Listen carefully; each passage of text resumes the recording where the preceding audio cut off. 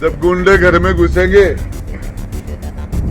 तो मालाओं से स्वागत नहीं होगा, जूतों से होगा।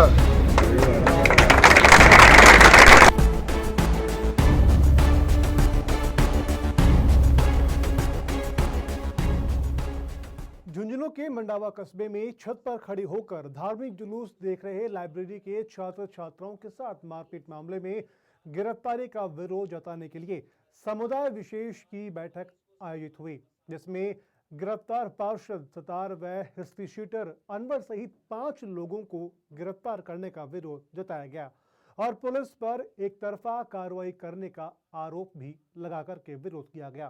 कस्बे में छतरियों के पास आयोजित बैठक में पूर्व मंत्री राजेंद्र सिंह गुढ़ा भी पहुंचे हैं और राजेंद्र गुढ़ा ने संबोधन में कहा कि एक ही मजहब के लोगों के खिलाफ बदले की भावना से कार्रवाई की जा रही है।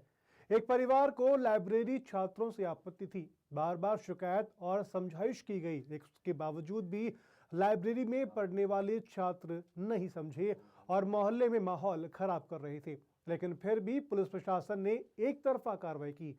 यह सरासर नाइंसाफी है।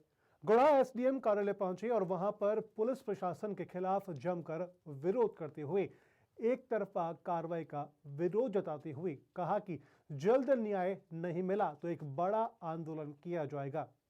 वहीं मामले का सीसीटीवी सामने आया है, जिसमें सुभाष चौक के निकट ही नेमिनाथ मार्केट में संचालित लाइब्रेरी में 1 दर्जन से ज्यादा लोग अंदर घुसकर मारपीट करते हैं।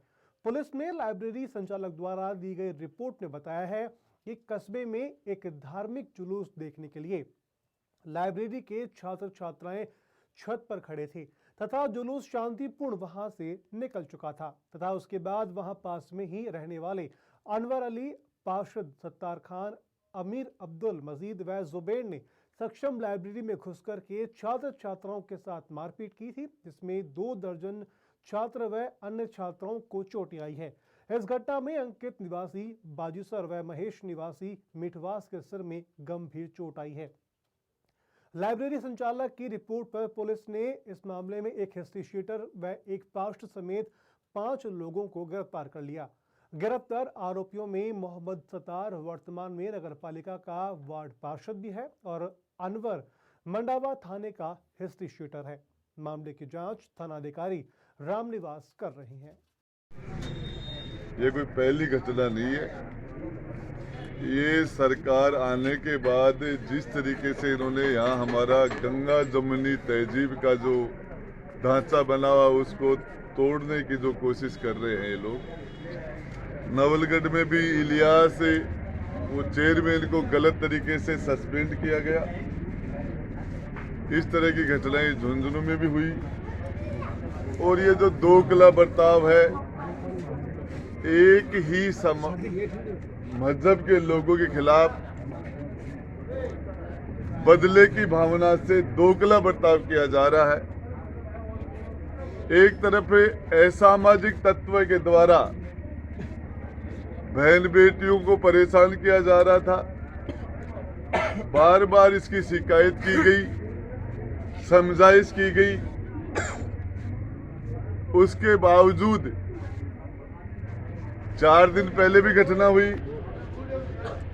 हमारे यहाँ बुजुर्गों ने, नौजवानों ने लाइब्रेरी के मालिक को समझाने की कोशिश की, भाई तुम्हारे पास ऐसे लड़के आ रहे हैं जो हमारे मोहल्ले के अंदर इस तरह का ताना बाना खराब कर रहे हैं। और उसके बाद में जो एकतरफी प्रशासन और पुलिस के द्वारा जो एकतरफी कार्रवाई की गई है, ये सरासर नाइंसाफी। मोहल्ले के अंदर को गुंडागर्दी करेगा तो कुछ लोग हैं वो कानून की बात करेंगे, कुछ समझाइश की बात करेंगे, कुछ नौजवान से बर्दाश्त नहीं होगा, गरम खून रहेगा। जिसके घर में इज्जत है, बहन बेटी है, बू बेटियां हैं, इस तरह की हरकतें कैसे बर्दाश्त की जा सकती है? कौन कर लेगा? ये इस मोहल्ले के लोग उन दूसरों के गांव में जाके वहां करेंगे, वो बर्दाश्त कर लेंगे क्या? ये दोगला बर्ताव हम बर्दाश्त नहीं करेंगे। ये देश किसी के बाप का नहीं है। जितना ये संविधान ने सबको बराबर अधिकार दिया, देश संविधान से चलेगा, पक्षपात नहीं होने देंगे हम। कैसे कर लेंगे पक्षपात? अभी हम बिल्कुल शांति से इस मामले में हमारा ज्ञापन एसडीएम साहब को देंगे कि ये हमारे साथ नाइंसाफी है, दूसरा मुकदमा हमारा भी दर्ज होना चाहिए और हमारे मुकदमे में भी कार्रवाई होनी चाहिए। और इस तरीके से शांति से हम चलेंगे, बात करेंगे और इस तरह की गुंडागर्दी नहीं होने देंगे, हम नहीं बर्दाश्त करेंगे। और ये अभी इब्राहिम जी पठान हमारे यहाँ पधारे, तो मैं डॉक्टर के मेडिकल से होती है रहे और दोनों तरफ से होंगे मुकदमे, दोनों तरफ से कार्रवाई करो, एक तरफी कार्रवाई नहीं होने देंगे। शांति दोनों तरफ से होती है, शांति भंग में दोनों पक्ष गिरफ्तार होते हैं। 151 में पार्षद लेकर गिरफ्तार कर लिया, दूसरा पक्ष कहाँ है आपके पास? दोनों तरफ के लोग बंद करो। अरे भाई मोबाइल बंद करके बात सुनो।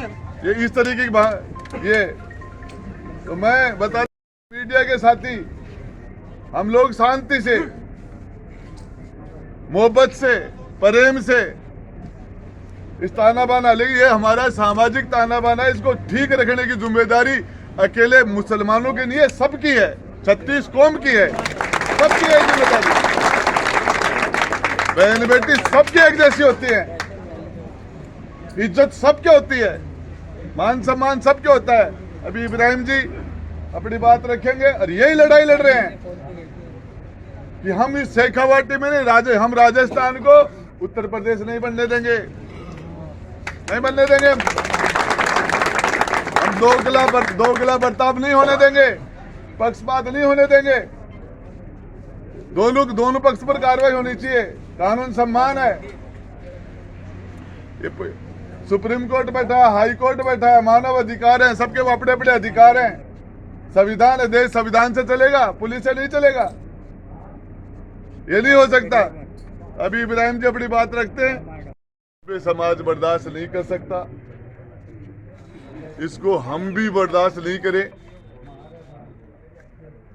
जब एक तरफी कार्रवाई जिन लोगों ने गुंडागर्दी कई दिनों से मोहल्ले में कर रखी थी, क्या ये लोग वहां गए?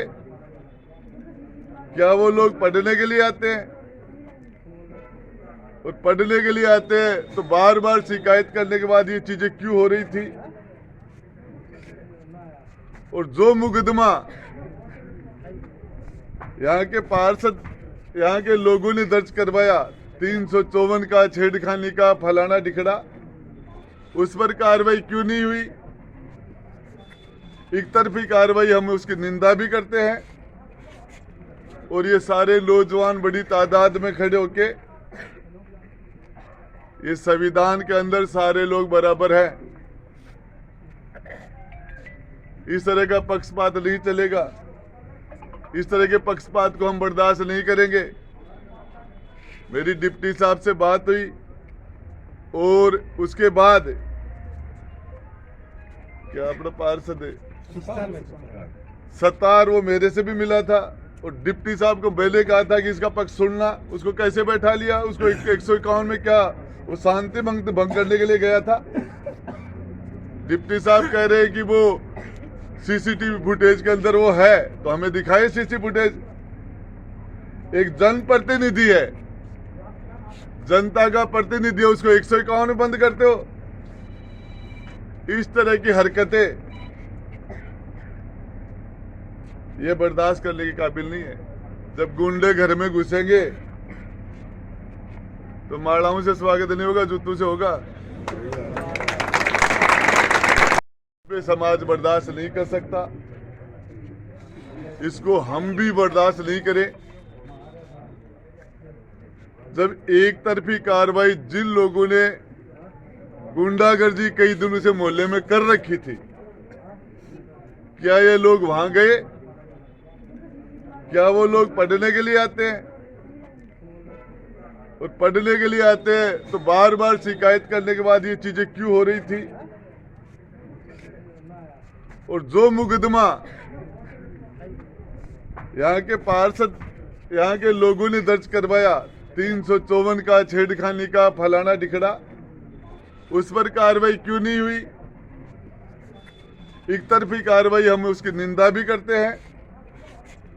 और ये सारे नौजवान बड़ी तादाद में खड़े होके, ये संविधान के अंदर सारे लोग बराबर हैं, इस तरह का पक्षपात नहीं चलेगा। इस तरह के पक्षपात को हम बर्दाश्त नहीं करेंगे। मेरी डिप्टी साहब से बात हुई और उसके बाद क्या अपना पार्षद है सत्तार, वो मेरे से भी मिला था और डिप्टी साहब को पहले कहा था कि इसका पक्ष सुनना, उसको कैसे बैठा लिया? उसको 151 में क्या वो शांति भंग करने के लिए गया था? डिप्टी साहब कह रहे हैं कि वो सीसीटीवी फुटेज के अंदर वो है, तो हमें दिखाए सीसीटीवी फुटेज। एक जनप्रतिनिधि है, जनता का प्रतिनिधि है, उसको 151 में बंद करते हो? इस तरह की हरकतें ये बर्दाश्त करने के काबिल नहीं है। जब गुंडे घर में घुसेंगे तो माड़ाओं से स्वागत नहीं होगा, जूतों से होगा।